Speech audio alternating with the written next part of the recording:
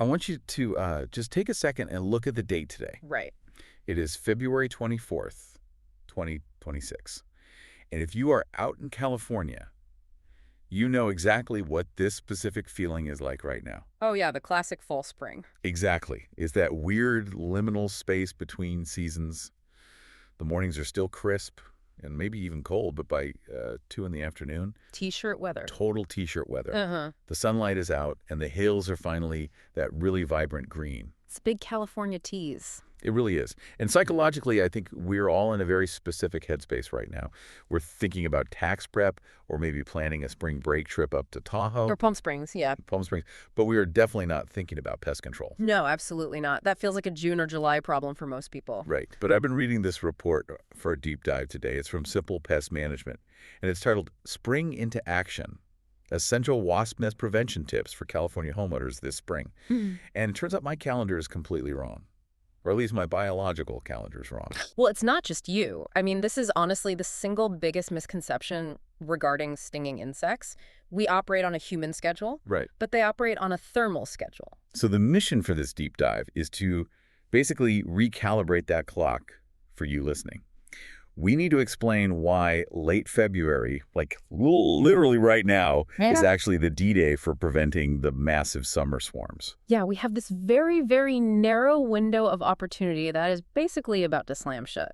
And if you miss this window, the difficulty level of dealing with this goes from easy to hardcore incredibly fast. Almost overnight in some cases. Let's get into the biology of that, because usually when I think of bugs in February, I just assume they are dormant. And in many parts of the country they are. They're in a state called diapause. Which is essentially just insect hibernation, right? It's similar, yeah. But it's a state of suspended development, so it's not just sleeping. Their metabolic rate drops to near zero, and they survive entirely on stored fats. But here's the kicker for California. Our winters are mild. We just don't have those hard, deep freezes that lock everything down until May, like in the Midwest. So the trigger to wake up comes way earlier. Much earlier. It's a combination of rising ambient temperatures and the photo period. The length of the day. Exactly. Blackly. As the days get longer and we get these random 70-degree spikes in February, the queens wake up. And this is the part that fascinated me in the research. When they wake up, it's not a swarm. It's literally just her. That is the most critical concept to grasp today. Yeah. Right now, the queen is a single mother with zero support system. She has just emerged from the crack in the wall or the hollow tree where she spent the entire winter. You must be exhausted. Oh, she's hungry, she is likely dehydrated, and she has a completely monumental task ahead of her. She has to build the entire empire from scratch. Literally from scratch. She has to find a location, then she has to forage for wood fibers, she has to chew them up, mix them with saliva, and physically construct the first few cells of the nest. And then she has to forage for food, lay the eggs, and feed the first generation of larvae until they finally hatch into workers. So she's doing the construction, the hunting, and the childcare, all at the exact same time. Which makes her incredibly vulnerable right now. And that is why the source material emphasizes acting right at this moment. Because it's a numbers game. It's pure mathematics. Think about the energy required to deal with one lethargic queen who is roughly the size of a paperclip. Right. Versus the energy required to deal with her offspring 3 months from now. The article uses a great visual for this, actually. The difference between a golf ball-sized nest and a fully established colony. I'd take that even further, to be honest. If you remove one queen now, you aren't just killing one bug. You are proactively deleting an entire colony of maybe 5,000 yellowjackets that would have existed in July. You are erasing a future timeline where you get stung just taking out the trash. Nipping the empire in the bud, quite literally. Yeah, I love that. But here's where I want to get a bit more specific, because WASP is really just a bucket term. The article highlights that not all of these threats are the same. Yeah. We have different players on the field. We do, and misidentifying them is a classic rookie mistake. So let's start with the one I feel like I see most often in the suburbs, the paper wasp. Polistes. These are the architects of the wasp world. The ones with the upside-down umbrella nests, right? Right. And have you ever really looked closely at one of those nests? They look a lot like gray papier-mâché to me. They do, but the engineering is wild. It's actually chemically reinforced. They scrape wood fibers from fences. Like, if you look at an unpainted fence, you might actually see little scrape lines on the wood. No way. Yeah, and they mix that wood with a specific protein-rich saliva. When it dries, it's not just paper. It's a water-resistant, durable polymer. I guess that protects them from the morning dew and the rain. And the wind. Now, paper wasps are what we call the visible threat. They build right out in the open on eaves, porch ceilings, window frames. High traffic areas where we walk every day. Yes, but biologically they aren't the most aggressive. They're fairly confident wasps. They usually won't sting unless you physically touch the nest or threaten them directly. They just happen to build their homes right where we live. And the article mentioned that calls for these specific wasps spike from April to September down in San Diego and Riverside counties. Exactly. So let's contrast that with the yellowjacket, Yeah. because even just the name sounds aggressive. Yellowjackets are a different beast entirely. If paper wasps are the architects, then yellowjackets are the raiders. And they don't build those nice hanging nests at all, do they? No, they don't. And this is precisely why they are so dangerous. They are cavity nesters. They hide. They hide very effectively. They love abandoned rodent burrows underground. They love the void inside a retaining wall. Or honestly, the absolute worst case scenario is the space between your drywall and your exterior stucco. The article mentioned that most people actually find yellowjacket nests by accident. The lawnmower surprise. That sounds awful. It's a very common trauma out here in California. You're just mowing the lawn, minding your own business. But the vibration of the mower travels down through the ground. And they feel it. The colony interprets that heavy vibration as a direct attack by a predator, like a bear or a badger. And they scramble the fighter jets. All of them, instantly. And unlike honeybees, they can sting repeatedly. They don't lose their stinger. Plus, they mark you with an alarm pheromone that literally tells the rest of the colony to target you. That is highly tactical. Yeah. And terrifying. It is. And they're also the ones you see at barbecues. Yeah. Paper wasps eat mostly caterpillars. But yellowjackets are scavengers. They want your burger meat and they really want your sugary soda. Which perfectly explains why summer picnics in Sacramento turn into combat zones. Exactly. They are sugar and protein junkies. There was a third one mentioned in the source, which I always thought was incredibly dangerous just because they look like something from the Jurassic period. The mud dauber. Oh, the ones with the super long skinny waists? Ah. Yeah, and they build those really ugly, hard mud tubes stuck to the side of walls. Visually, they are definitely the stuff of nightmares. But temperament-wise, they are actually the gentle giants of the wasp world. Yeah, really? Yeah, they are entirely solitary. They don't have a massive colony to defend. The female builds a mud tube, she stuffs it full of paralyzed spiders, lays an egg, and then she just leaves. So no swarm. Right, she has no instinct to swarm you because she has no friends to swarm with. So if you see them, you don't need to panic. You don't need to fear for your life, no. But the experts at Simple Pest Management point out that their presence is a strong indicator. Like a warning sign. Exactly. If you have mud daubers, you have a habitat that naturally supports wasps.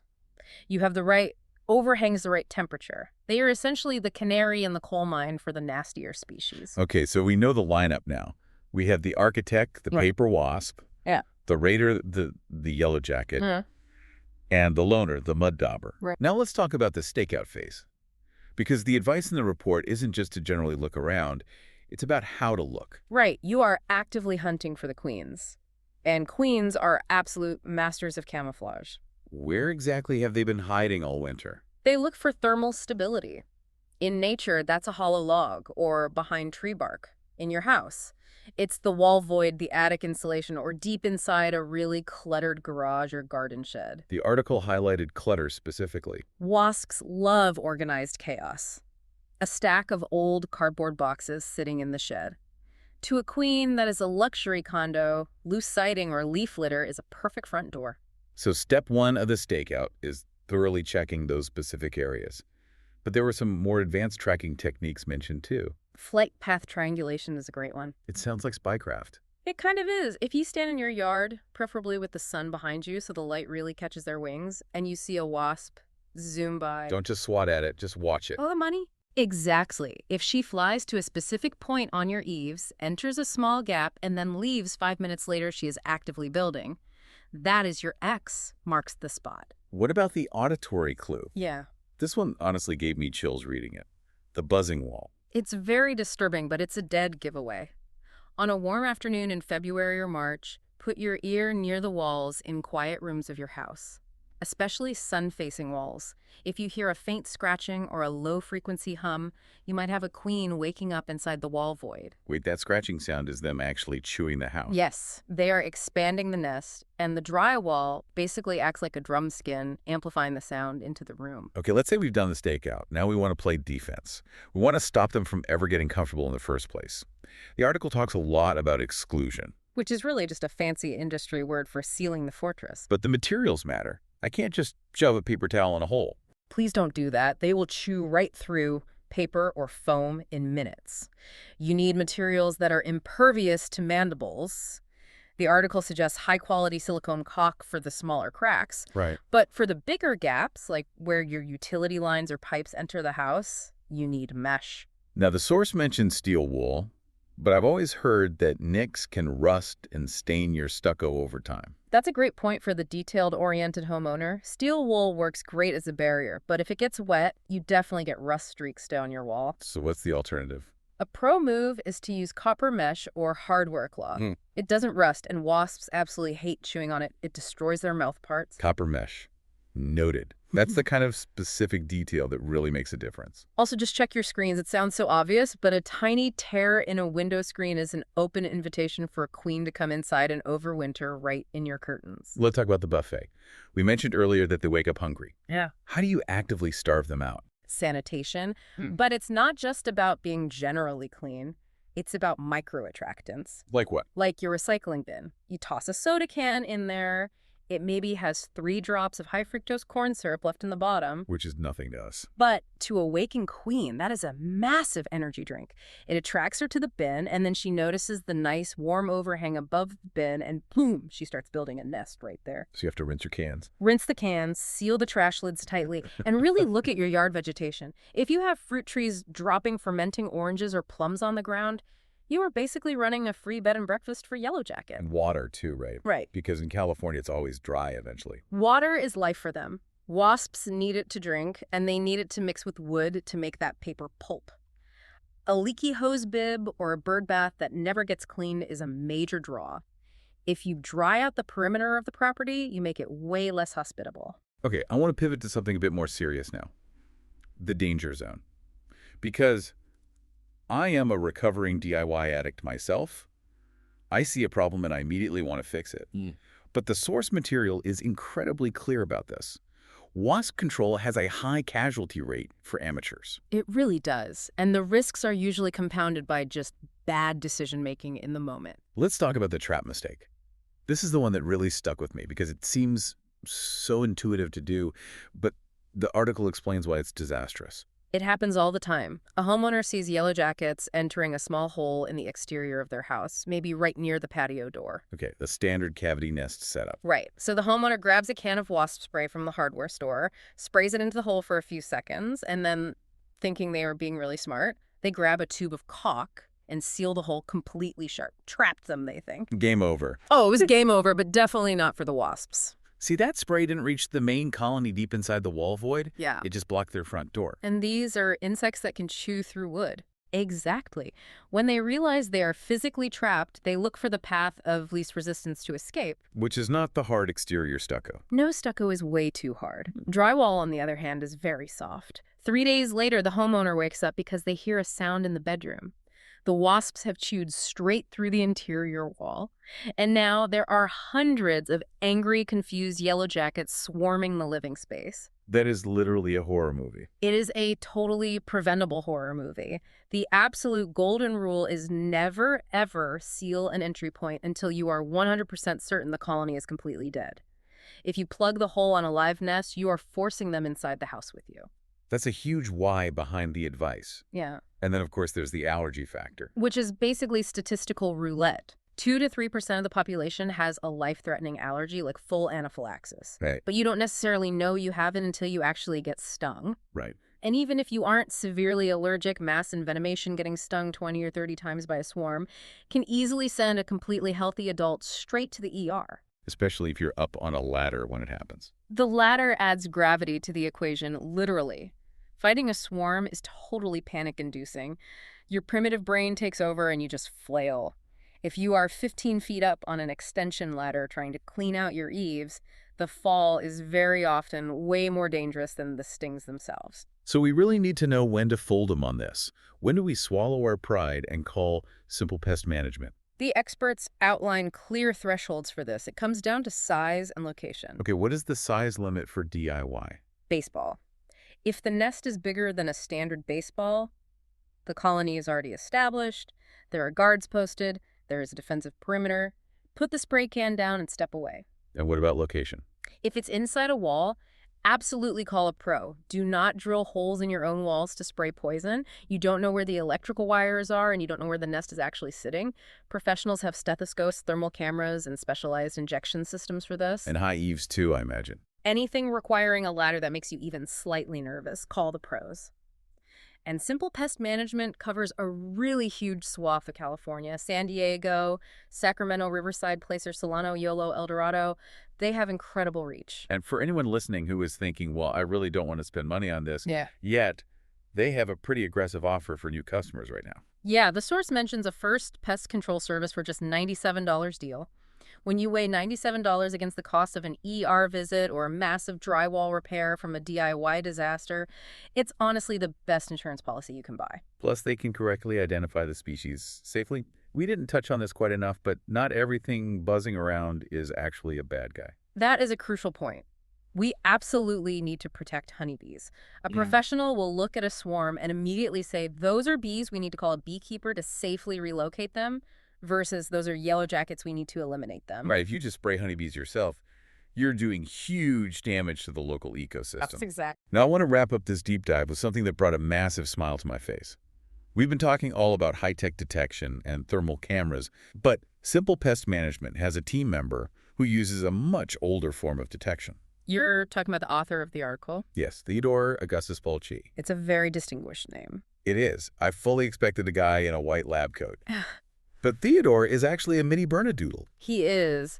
And while it's really cute, it actually highlights something fascinating about the modern pest control industry. Scent detection. Wait, he actually works. I thought he was just an office mascot. No, his official title is Chief Bedbug Officer in Training. Dogs have noses that are thousands of times more sensitive than ours. They can smell the specific pheromones of bedbugs and potentially other pests long before a human inspector could ever see them visually. So when we talk about detection, we have the visual, the auditory, and the olfactory. Exactly. Teddy is arguably the most advanced biological sensor on the entire team. Plus, he keeps office morale high, which is pretty important when you're out fighting wasps all day in the heat. I love that so much. It adds a really nice human, or I guess canine, touch to the company.